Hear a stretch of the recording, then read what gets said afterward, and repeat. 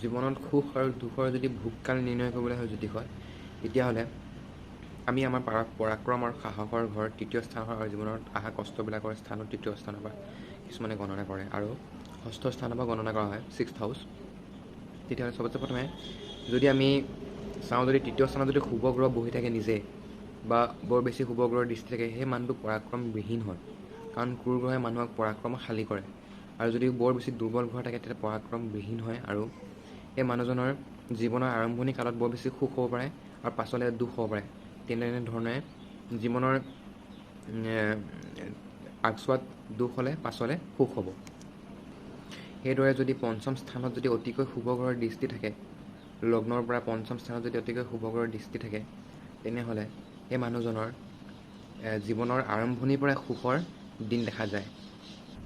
তেনেদৰে যদি পঞ্চম বা নৱম স্থানত যদি সকলো শুভ গ্ৰহৰ দৃষ্টি থাকিলে, বা শুভ গ্ৰহৰ যদি দুটা দৃষ্টি থাকিলে, তেতিয়া সেই মানুহজনৰ জীৱনৰ যৌৱন কালত, মানে ডেকা কালত সুখৰ দিন দেখা যায়।